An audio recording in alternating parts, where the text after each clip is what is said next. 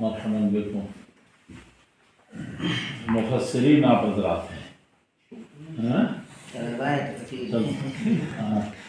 تعبیر طالب علم اللہ تک رحمت تک رہتا ہے حد سے حد تک کیا علی گڑھ سے ہو کے آ رہے ہیں کہ جانا ہے اور کہاں ہو گئے؟ علی گڑھ کے بعد دلی گئے، علی گڑھ میں کئی جگہ گئے؟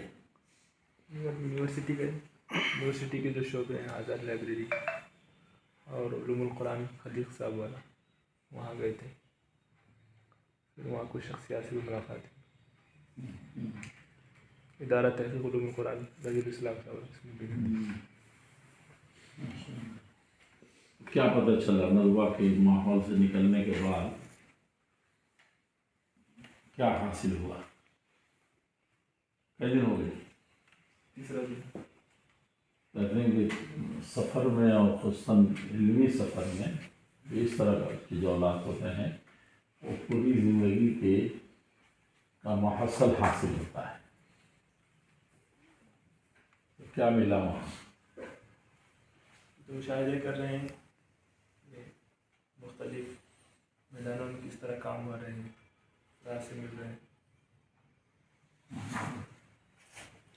ہمارے استاد نہیں تھے لیکن استادی کی طرح تھے، وہ سناتے تھے کہ منطق میں بہت فاضل آدمی تھے اور نحو صرف کے بھی بڑے ماہر تھے۔ یونیورسٹی میں نے دیکھا ان کو، بہت 13 سال بنیادی کتابیں پڑھا کر کے تب گئے تھے اور ان کے ساتھی ہوئے تھے ہمارے مدنی صاحب۔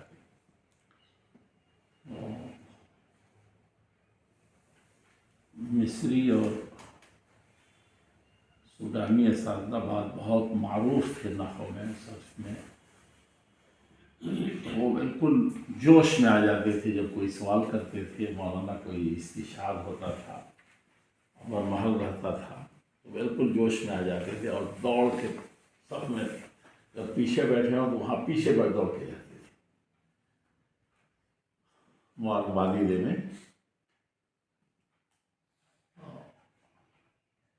وہ کہتے تھے کہ بھیجا کسی نے ایک بڑے ماہر منطقی کے کہ چلو پڑھ لیا ہے، کہ صحیح واقعہ بتاتے تھے، جاؤ وہاں سے اور 1 سال پڑھ کر کے آؤ، منطق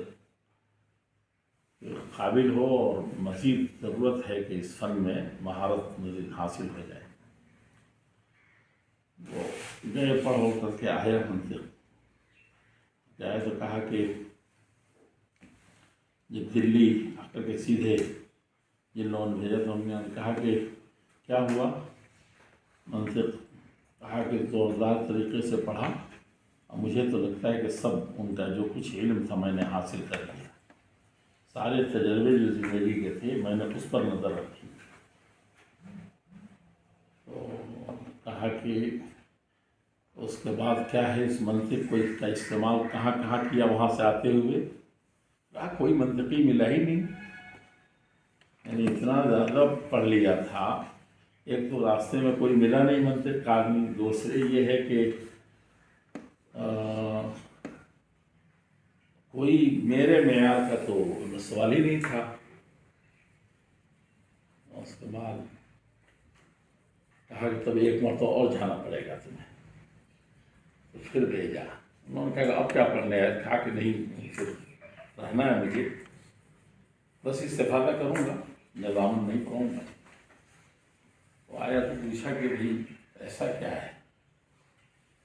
تو کہا کہ ہاں مجھے تو لگا کہ منطق پڑھ کے آیا ہوں، نکلا تو وہیں سے کچھ منطقی مجھے ملے اور یہاں آیا ہوں تو یہاں بھی ملے اور مجھے اس کا فائدہ سمجھنا ہے۔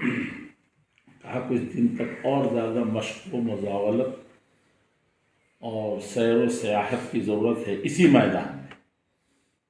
اسی مرتبہ کہا کہ بھائی جیسے ہی نکلا وہاں سے جہاں سے پڑھ رہا تھا، اس کے بعد مجھے دنیا میں ہر آدمی منطقی لگا اور رکشے اور کلی جو تھے وہ تو بالکل لگا کہ ڈھیر پڑھے ہوئے ہیں، بلکہ کڑھے ہوئے وہی ہیں۔ ہم تو اپنی پڑھ کر کے अभी कहना सीखा है, नहीं समझा।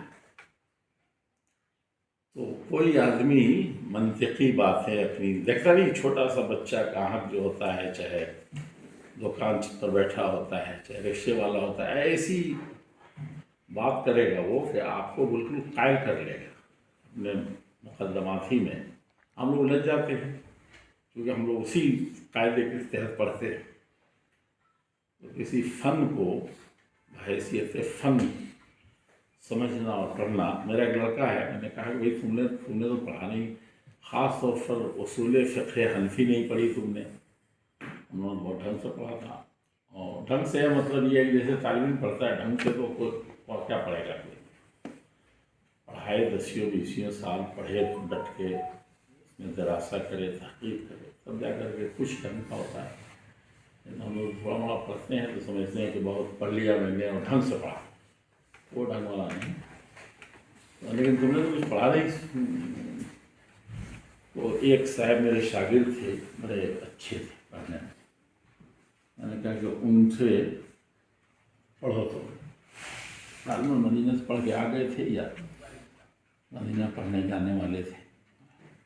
मैंने कहा उनसे पढ़ लो, उसूल शासी शुरू करो, और वो एक चीज़ पढ़ लोगे ढंग से, मौलाना रियाज साहब से। मैंने कहा उनसे पढ़ो, मुझे उन पर एतमाद रहता है बहुत सारी चीज़ों पर। तो देखा कि उनको भी फुर्सत नहीं, इसको भी फुर्सत नहीं, लेकिन कुछ असबाब हासिल किए। एक दिन दोनों बैठे तब तक मैं पहुँच गया, तो मैंने चंद सवालात किए। तो मौलाना पर दिल से नाराज़ हुआ, इस पर भी थोड़ा नाराज़ हुआ। मैंने कहा कि अगर ऐसे ही पढ़ना था तो 2-4 किताबें ऐसे ही तुम पढ़ लेते, मुताला कर लेते।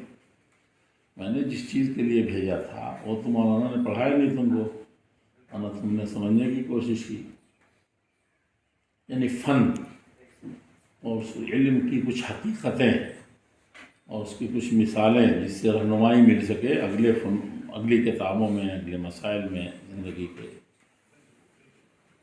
तो दिल से मुझे तकलीफ़ हुई। मैंने मौलाना इसके लिए तो नहीं भेजा था आपके पास। इसको कभी कभी उसकी बात चीज़ों कहते हैं कि बैन सतूर क्या है और हाशिया क्या है, और फिर आगे उसकी रोशनी में क्या कुछ हो सकता है। तो आप लोगों को ये सवाल ज़्यादा नागवार या हल्का नहीं होना चाहिए कि आपने अलीगढ़ से यहाँ तक अब तक माहसल का हासिल क्या है? लोगों की ज़िंदगी में जो तजर्बात हैं उससे कुछ मिला, क्या होना चाहिए, लोग कैसे काम कर रहे हैं, कहाँ डटे हुए हैं, किन बुनियादों पर। फ़िक़्ह के आदमी नहीं है हदीस के, लेकिन सब आजकल तो सब कुछ सबको ही पढ़ा रहता है। निसाब हमारा जो है, जिस पर लोग इस पर उंगलियाँ उठा रहे हैं, हमारा मतलब पुराना नदवा के बारे में तो एक चीज़ थी कि वहाँ मंतिक का देश निकाला हुआ बाज़ाब था, और मदरसों ने भी को अच्छा था, हंस के छान वाली बात आई। फिर मैंने देखा कि मौलाना अब्दुल्ला अब्बास नदवी साहब ने मंतिक पर और कुछ और मुस्तलाहात पर किताब लिखी। बहुत पुरानी बात है, पता नहीं उन्हीं की थी, तालिब इल्मी के ज़माने की बात है, तो मैंने देखी। तो वो हर चीज़ को देश निकाला फसीला कह करके मुनासिब नहीं है। कभी कभी बहुत ज़रूरी है कि कुछ चीज़ें रहें। उनकी किताब से पहले भी पढ़ाई जाती थी। हाँ, पढ़ाई जाती थी जी। नहीं, बहुत सी चीज़ें थी, और वो जो लोग उसको जब बिल्कुल ये था कि ख़त्म होगा तो इनकी ज़रूरत पड़ी बगल से, या फिर एसातिज़ा को मुज़क्करात तैयार करके या मुस्तलहात की कुछ चीज़ें ले करके, तो उससे मफ़र नहीं है। और ये तो समझाने के लिए कह देते हैं कि हमारे खुद तुरास उसी में या उसका एक हिस्सा है। तो और कुछ लोग बहुत ज़्यादा उसमें मुबालगा करते हैं या कहते हैं कि उसके बगैर कुछ हो ही नहीं सकता है। तो रद्द अमल का अमल बहुत सही नहीं है। तो देखा कि उसको ऐसे नहीं तो वैसे पूरी करते हैं। और वो چیز صحیح نہیں ہے، نئی چیزیں آنی چاہیے، لیکن پرانی چیزوں کو کیسے چھوڑیں گے، یا اس کا چھوڑنا تو چاہیے نہیں لیکن اس کا بدل کیا ہے جس کی وجہ سے سلسلہ منقطع نہ ہو قدیم ترین تاریخ ہے کہ نہیں؟ وہ بہت میں اسی سلسلے میں ایک بات کہہ رہا تھا کہ ملازمت الشیخ، اس سفر میں جہاں جہاں آپ جائیں گے دیکھیں گے کہ شیخ سے اپنے جیسے شیخ ہیں نا ان کے استاد ہیں، اور پہلے کے بزرگ لوگ کی جب استاد میں کہنے سے لوگ ناراض ہو جاتے ہیں، میں بھی ناراض ہو جاتا ہوں، پہلے دیکھیے اب صاحبین، ویسے شاگرد نہیں ملیں گے، کسی بھی امام کے امام حنیفہ رحمۃ اللہ کے ہندوستان میں زیادہ مشہور صاحبین بنے، چاہے صاحب مزنی سے کہا جاتا ہے، دوسرے ہیں ابن ماجشون فلاں، وہ صاحبین کیا چیزیں ہیں، اور اللہ کے رسول سے بڑا ہو سکتا ہے کوئی گواہی نہیں نہ ہوگا، لیکن ان کا بھی صحابہ ہیں، کلامزہ کہیں شاید کسی نے استعمال کیا اور سمجھانے کے لیے، ہے کہ نہیں؟ صحابہ، تو یہ بھی ایک بڑی زوردار چیز ہے، چونکہ مصاحبت وہ درس کریں، وہ ادھر اس دروازے سے اس طرف، تو اکثر دیکھتا ہوں میں جامعات میں، کلیات میں، دنیا کی یونیورسٹیوں میں، ادباً بھی کچھ اور کچھ وہ بھیڑ بھاڑ سے بچنے کے لیے استاد اس دروازے سے، دو دروازے نا، وہ طلبہ اس سے آئیں گے، استاد اس سے جائیں، یعنی ایسی پڑھائی تو ہو چکی، وہاں سے طلبہ نکل گئے، یہاں سے استاد نکل گئے، یہ کوئی مصاحبت ہوئی؟ تو ملازمت یعنی لازم پکڑ کر کے بالکل چمٹ کے رہے، اور یہ دیکھیں گے آپ جیسے تحقیقات اسلامی کا نام لیا، آپ کئی لوگ ایسے آئے اور بہت کچھ سیکھا انہوں نے، بالکل لگ گئے تو لگ گئے۔ ہمارے یہاں تو استاد پڑھ کر کے استاد پڑھا دیا اور استاد کو خاطری بھی نہیں لاتے ہیں، میں ہی استاد ہو گیا تو دوسرے استاد کہاں ہے؟ جیسے پڑھانا شروع کرتے ہیں ہم لوگ، کیا ہوتا ہے کہ کسی میدان میں پڑھانے کے علاوہ کسی کام میں نکل جاتے ہیں تو نکل گئے، اور کوئی مطلب نہیں۔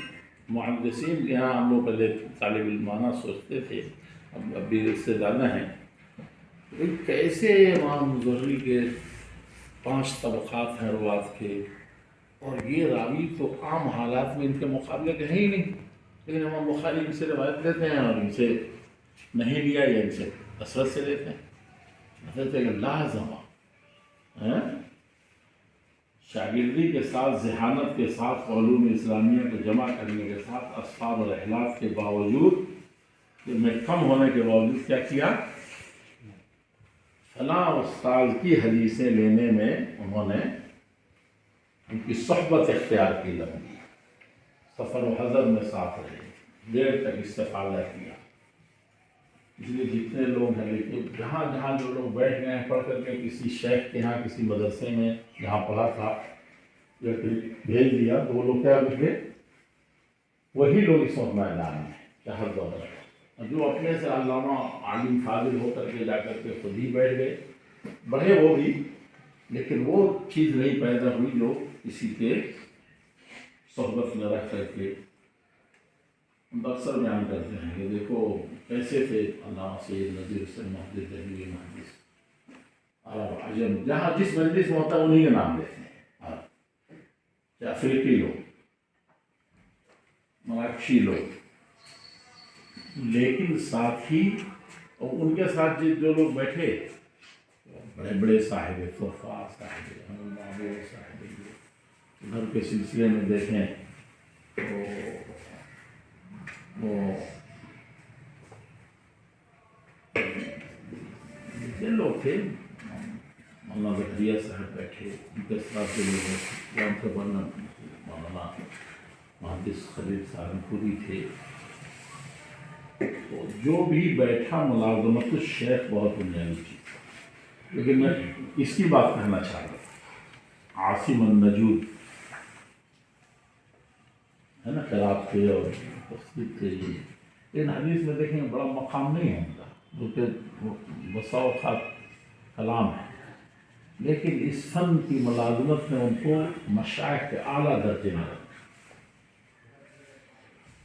یہ چیز خاص طور پر جہاں بھی آپ جائیں گے، دارالمصنفین میں لوگ بیٹھے، ندوۃ المصنفین میں بیٹھے، وہ سلسلہ ختم ہو گیا، دیکھیے وہی ختم ہو گیا،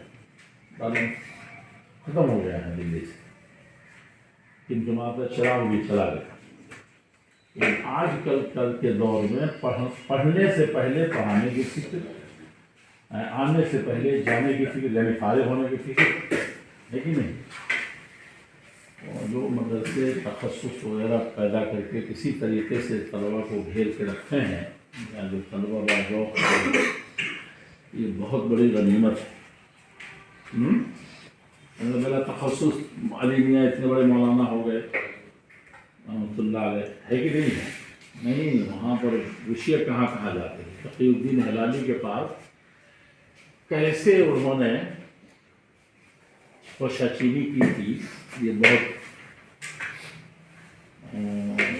بڑی بات ہے ادب کے سلسلے میں، خاص طور پر کوئی خاص ان کا میدان نہیں تھا حدیث کا، خاص یہ نہیں تھا، لیکن جو ان کو لوگ ملے زندگی کے مختلف راہوں میں، تو اصحاب فن ملے اور ان سے انہوں نے خاص نسبت رکھی۔ اور آج کل لوگ ایک ہی دو نسبتوں کا ذکر کرتے ہیں، اصل نسبتیں بلا دیتے ہیں، جس کی رسم مولانا علی ہے کہ نہیں؟ بہت بنیادی باتیں ہیں، تو یاد رکھنا چاہیے۔ لیکن قرآن کریم میں تو اس سے زیادہ ہے۔ میں مدینہ جامعہ اسلامیہ میں تھا تو ایک مناقشہ ہو رہا تھا، ایک تھے بڑے ہندوستان آتے تھے، بڑے فاضل آدمی تھے، لیکن بہت سخت تھے اور بہت ٹیڑھے تھے، کوئی ان سے گزر نہیں سکتا تھا۔ وہ مناقشہ کر رہے تھے، عبدالعزیز القاری، باذوق تھے، مختصر الایمان سے ان کا تعلق تھا، بہت بڑا شاعر کروائے انہوں جو بڑے لطیفے بھی تھے۔ تو انہوں نے کہا کہ بھائی اب کسی فن میں تو کچھ رہا نہیں، وہ تلقی رہی نہیں، تلقی صرف اب قرآن کریم میں قرآن سے، یعنی آپ صرف قرأت نظری طور پر چاہیں تو نہیں پڑھ سکتے ہیں، آپ نے تفسیر میں اتقان پڑھ لیا، فلان پڑھ لیا، ساری کتابیں پڑھ لیں، اور چاہیں کہ میں قراءات کا ماہر کہلاؤں، وہ نہیں ہو سکتا۔ ہم لوگ جلالین پڑھتے مولانا، تو اس میں نا آنظرتہم وہ کہتے کہتے آج تک کہنے نہیں آیا، پڑھا بھی لیا شاید، میں نہیں پڑھا اس کو، لیکن وہ 4-5 قراءتیں اسی ایک لفظ میں ذکر کیا ہے میرے خیال سے، تفصیل ہے تو یہ ہے تو وہ ہے، لیکن برتنا نہیں آیا۔ اور اللہ معاف کرے جنہوں نے پڑھایا تھا وہ شاید وہ بھی نہیں برت پا رہے تھے، تو انہوں نے کہا دیکھو یہ ہے، کوشش کرتے تھے جیسے ہم لوگ کوشش کر کے، لیکن جس نے تلقی کی استاد سے، وہ چھوٹے سے بچے کے لیے دیکھتے ہیں کیسے پڑھتا ہو، کمال کر دیتا ہے، آدمی متحیر رہتا ہے کہ نہیں؟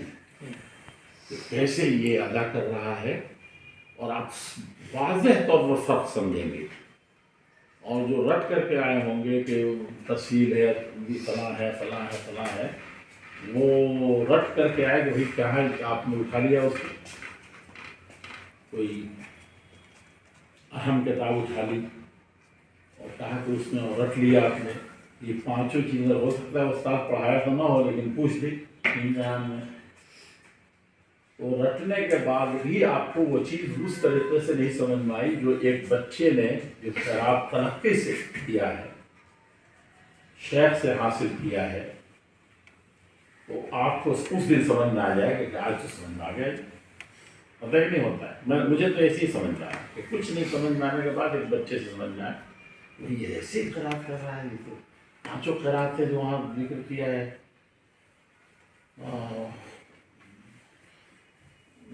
سیوطی نے یا محلی نے، وہ سب چیزیں اس میں آ گئی۔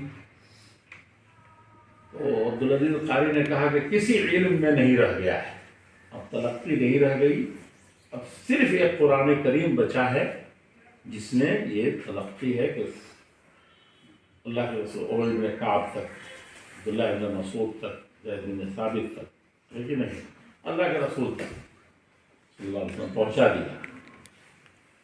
تو ایک صاحب کے بڑے وہ اٹھ کھڑے ہوئے مناقشہ کے درمیان ہی، کہا کہ لا ابداً حدیث میں ہے. تو پھر انہوں نے جو ہندوستان کے سلسلے گنائے شاہ ولی اللہ رحمۃ اللہ علیہ سے،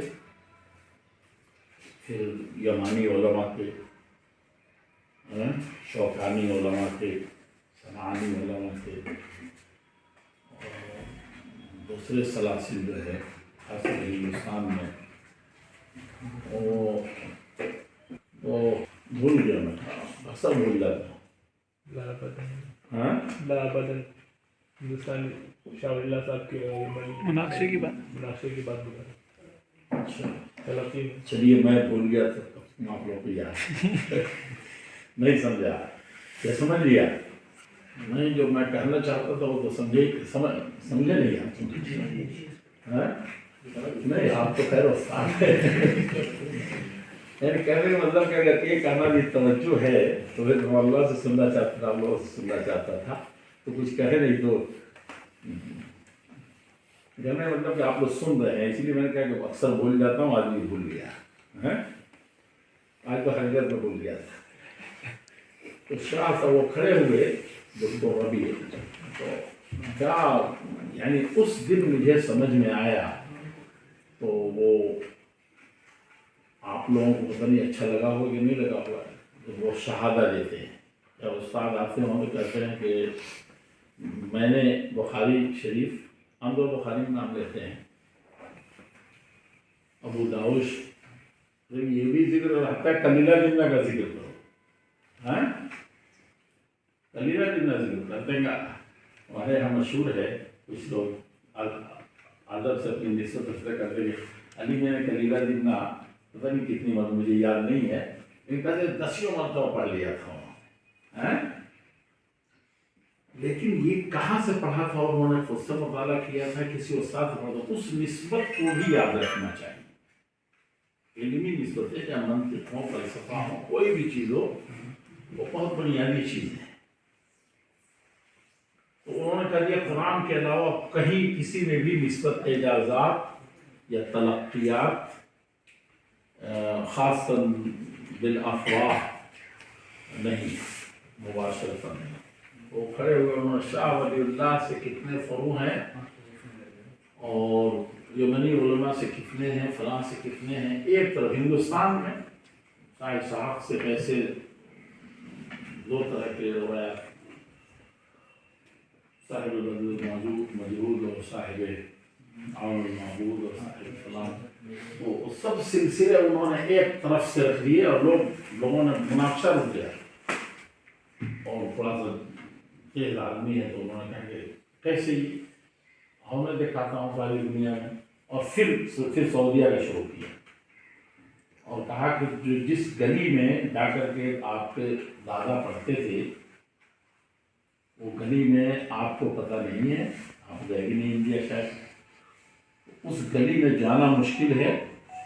اور اس میں دیکھا نہیں، اس میں تو بوڑھے ہو گئے تھے، محمد بن سعد الشعیر، بدایت البحوث کے البحوث العلمیہ والاسلامیہ میں دارالفتہ ریاض سے کرتا ہے. اس کے بہت زمانے تک ایڈیٹر ہے، انتقال ہوا ہے، بڑی فاضل شخصیت. وہ ایک دن آیا یہاں کہنے لگے چھوڑو مجھے، میرے باپ دادا کی جگہ ہے، میں بھول نہیں سکتا. اب گئے بھول کر کے وہ جمعیت چلے گئے، جمعیت کی ہیڈ آفس جو ہے اگلے جمعیت اہل حدیث کی آفس چلے گئے. تو میں نے کہا آپ جیسا، کہا تم ہرگز نہیں جاؤ، میں جاتا ہوں.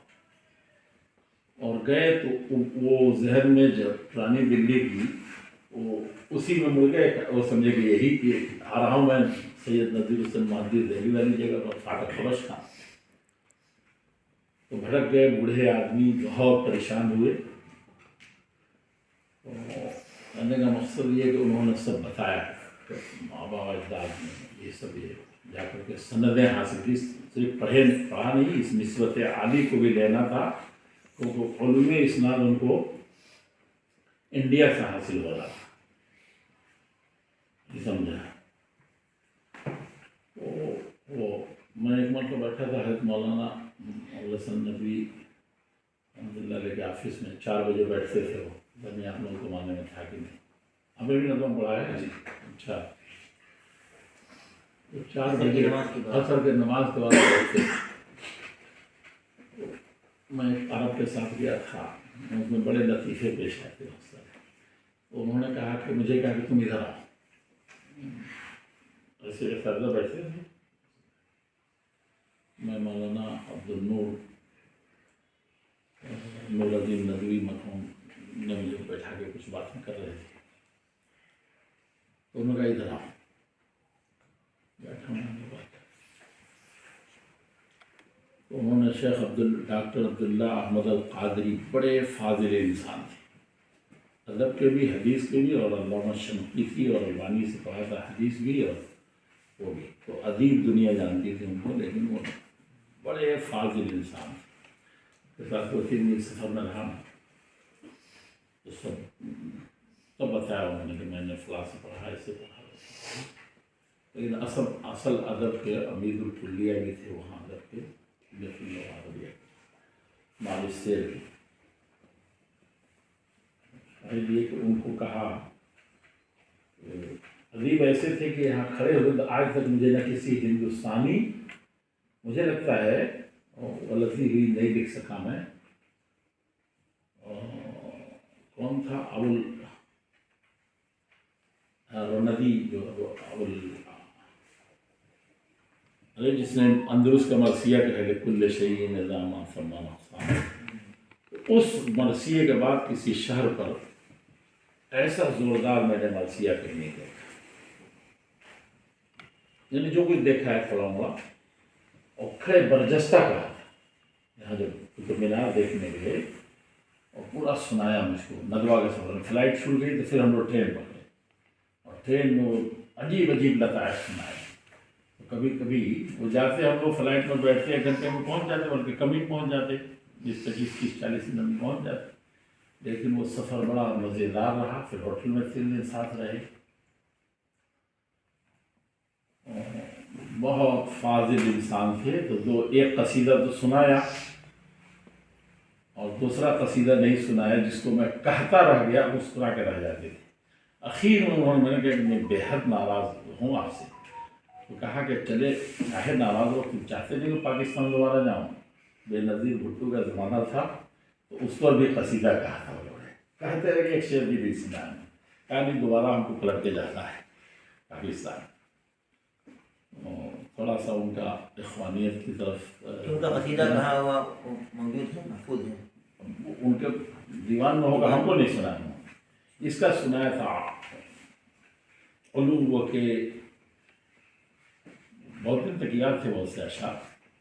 علوت وقد علوك وما علوك بالغريب فدينك قد علا دين السليم وهدية الهنادك دور شرك وأنت منار توحيد الرحيم. اس میں ایک شعر جو زیادہ منارة قوة الإسلام صفحا, عفوا, منارة قوة الإسلام صفحا وقد زرناك في حال كئيب. اور بالکل رونگٹے کھڑے ہو رہے تھے جب وہ پڑھ رہے تھے ٹرین میں. اور کیا قصیدہ ہے اور کیا مرثیہ ہے.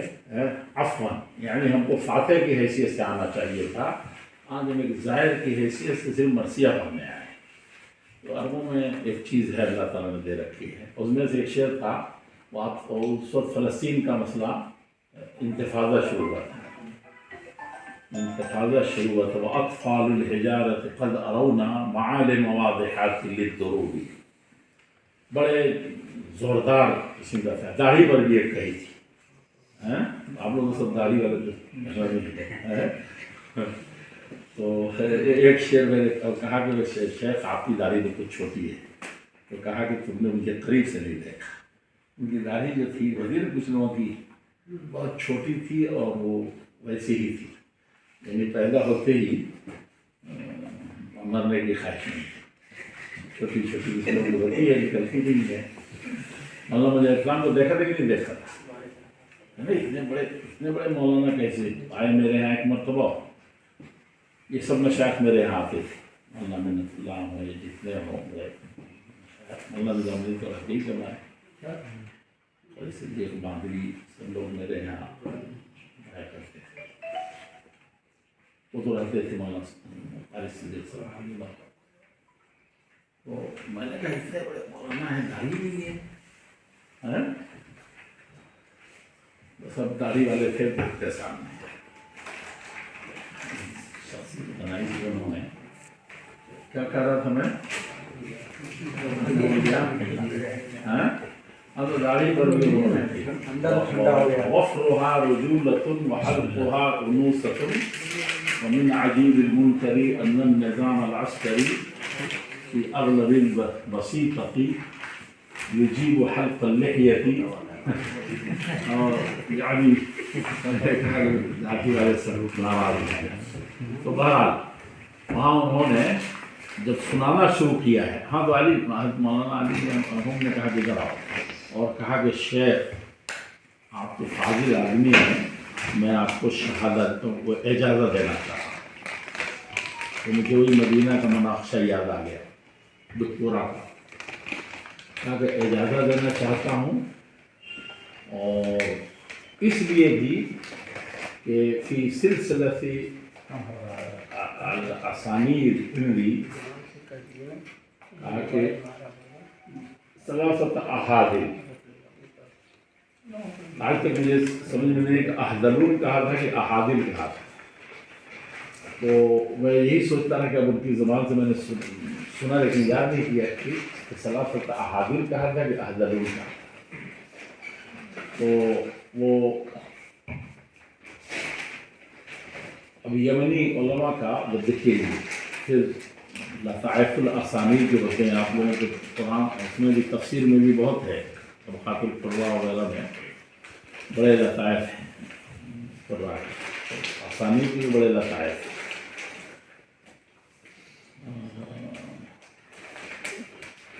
بہرحال کہنے کا مقصد یہ ہے کہ قرآن کریم میں لفظی سب سے بنیادی چیز ہے علوم میں سب سے بنیادی چیز یہ ہے کہ استاد سے حاصل کیا جائے کتابوں سے پڑھنے کے ساتھ ہی استاد سے اس لیے نظام بہت زبردست نظام ہے اس کا بدل تو نہیں ہے جو مشائخ کی مجلس ہیں جو حلقے ہوتے تھے امام بخاری کا الفاظ جنہیں کہ امام بن حنبل میں بیٹھے ہوں وقی بھی بیٹھے ہوں عبدالرحمن بن مہدی بیٹھے ہوں وہ سب کے الگ الگ ہوتے تھے لیکن وہاں سے پورے طور پر حاصل کر کے جاتے تھے وہ بہت بنیادی تعلیم ہوتی تھی اسی لیے آج کل بڑا نقص ہے فقہ اکیڈمیاں قائم ہو رہی ہیں پھر بھی ایک نتیجے پر پہنچنا بہت مشکل ہو رہا ہے کہ نہیں اور انہی مدرسوں میں پڑھے ہوتے اس سے وسائل کم تھے کتابیں کم تھی بلکہ لوگ پریشان تھے کہ کیسے پڑھیں مولانا ایک دن میں بحث و نظر شروع میں وہ بھی طالب علمی کی بات ہے اس نے لکھا تھا کہ فلاں مولانا صغیر ابو حماد صاحب کا جتنا بھی شکریہ ادا کیا جائے کم ہے الفاظ نہیں یاد ہے لیکن اسی طرح کی بات کہ علمی دنیا پر بڑا احسان ہے الاوسط ابن منذر وہ ترستے تھے اور کہیں سے نقل کرتے تھے کہ فلاں نے نقل کیا ہے اس چیز کو فلاں جگہ اور بہت سے محدثین نے لکھا ہے کہ اگر وہ کتاب میرے پاس ہوتی تھی اس سلسلے میں یہ بات یقین کے ساتھ کہہ سکتا تھا لیکن وہ اس وقت کتاب سامنے نہیں بڑے محدثین ہندوستان کے اور کے تو لکھا کہ ایک دن بیٹھے تھے انہوں نے کوئی بات آئی تو کہا کہ جانتے ہو میں نے کہا جانتے نہیں ہیں یہ تو میرے یہاں کا طالب علم ہے اس وقت بنارس میں پڑھا رہا تھا میرے کو میرے دادا استاد لگتے رہے پڑھائے ہوتے تو میں نے کہا کہ یہ تو ہمارے یہاں کے طالب علم تھے بات صحیح تھی نا تو وہی دکتور صغیر آپ لوگ معاصر کچھ نہ کچھ ہیں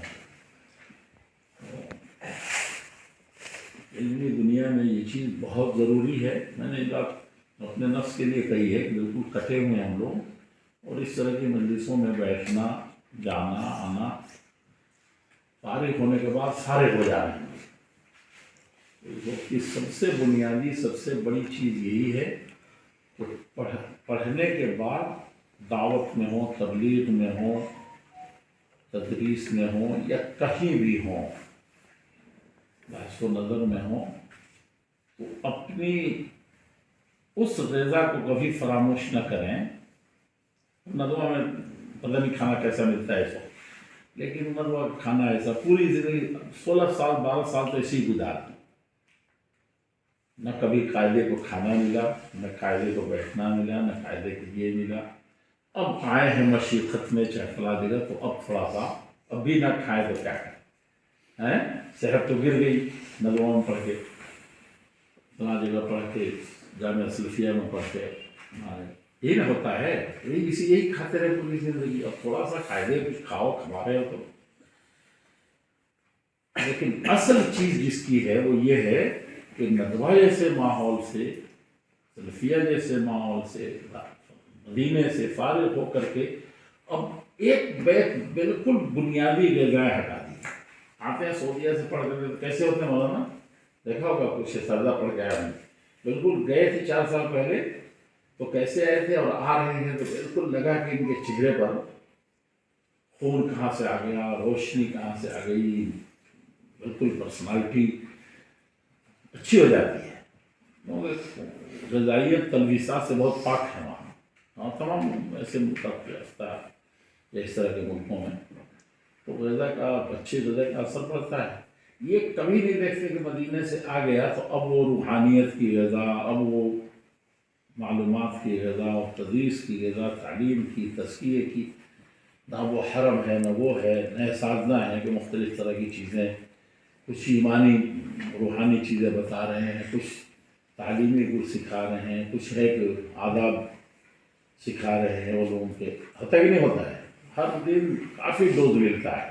اور ایک آ گئے گھر میں بیٹھ گئے، خود ہی شیخ ہو گئے تو کیا چاہیے؟ کتنا چاہیے؟ اب بہت زیادہ چاہیے. پہلے 7 کتابیں ہفتے میں پڑھتے تھے، روزانہ پڑھتے تھے، 7 گھنٹے ہوتے تھے. اب کیا ہو رہا ہے؟ اب ہم کو شاید 14 سے بھی پورا، 14 کتابیں روزانہ پڑھنے تب بھی ہم کو غذا پوری نہیں مل رہی. بالکل اس کے برعکس ہو رہا ہے. ہو رہا ہے کہ نہیں ہو رہا ہے؟ اکثر ایسی ہو رہا ہے. بہت کم لوگ ہیں جو ساتھ کی غذا میں وہ بڑھانا چاہتے ہیں، کیونکہ میدان بڑھ گیا نا. اب یہ طالب علم کو صرف سمجھانا تھا، اس کو سبق کچھ مذاکرہ کروا دینا تھا، ان کو نماز کے بارے میں کچھ تھوڑی سستی تھی. اب تو ساری دنیا ہے بے نمازیوں کی، ساری دنیا ہے بے ایمانوں کی، ساری دنیا ہے عقیدے کے خراب لوگوں کی. عقیدہ بالکل خراب ہے، اسلوب بالکل بیکار ہے، کوئی محبت ہی نہیں کسی سے، انسانیت ہی نہیں ہے. اسلام کہاں سے رہے گا؟ سب کون پڑھا، کون غذا دے گا؟ خود ہی تہی دست ہے، روز کچھ مل نہیں رہا. جو تھا ندوہ میں سے لے کے آئے تھے وہ بھی دھیرے دھیرے، کیا اس نئی سے کام چلے گا؟ کیا اس نے سے ندوہ میں نہیں چلا پاتے تھے، 5 طالب علم کو نہیں ٹھیک کر سکے، مذاکرات میں نہیں سمجھا سکے. اور اتنی وسیع دنیا میں کتنے غذا کی ضرورت ہے؟ غذا نہیں ہے تو کیسے آپ کر سکیں گے، زندہ رہ سکیں گے؟ زندہ نہیں رہیں دوسروں کا زندہ کریں گے؟ ڈاکٹر خود ہی مر رہا ہو تو علاج کر دے گا کیا؟ دوا بھی نہیں ہے، اوزار بھی پرانے ہو گئے، اور نئے معلومات تو اس کو معلوم ہی نہیں. انسان کورونا سے بھی بدترین جراثیم آ گئے ہیں، ہے کہ نہیں ہے؟ تو آج کل ہم لوگ اسی لیے فقہ اکیڈمی بنا رہے ہیں ہم لوگ، اور بنا کر کے بھی وہ بات نہیں کر پا رہے ہیں تو کہنا چاہیے. یہ کمی کھا رہی ہے ملت کو، سب کو. صرف ایک چیز کی نہیں کہہ رہا ہوں اللہ کی. اچھا سب سائنس میں کیوں چاند پر جا رہے ہیں، سورج پر جا رہے ہیں؟ ہم ہی لوگ پکی پکائی کھیر نہیں کھا پا رہے ہیں.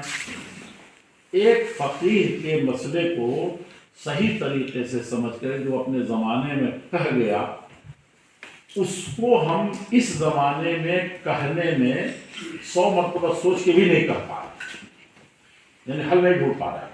ہے کہ نہیں ہے؟ 10 آدمی پڑھ کے آ رہے ہیں بھی نہیں ہو رہا ہے. تو صرف ہمارے یہاں انحطاط ہے، ذہن کی کمی صرف یہی ہے، وہاں کا کیوں نہیں؟ वहाँ तो बढ़ रहे हैं और ज़्यादा, या घट यहीं क्यों रहे हैं, नया नहीं क्यों गिरा मौलाना। कहीं भी देखिए किसी भी इदारे में हमें पुरानी चीज़ें नहीं रह गई। हम ये सब बटे तो दिन मुस्लिम तो सुना कि में तो ये सब करने लगे कि 2 दारुल हो गया वहाँ।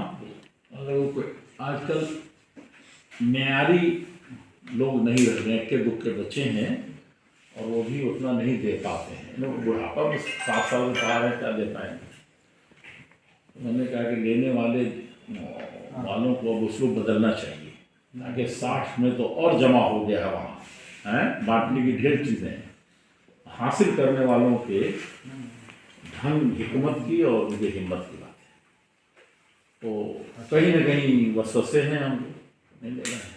तो ये बताया कि हमारे यहाँ ये खूबी है नए वाले में, और ये चीज़ हम लोगों ने पैदा करने की कोशिश की है, बड़ी खुशी हुई। और भी इदारे हैं यहाँ काम करते हैं, तो इसी हौसले से शायद आप लोग फारिग हो रहे हैं। ठीक है।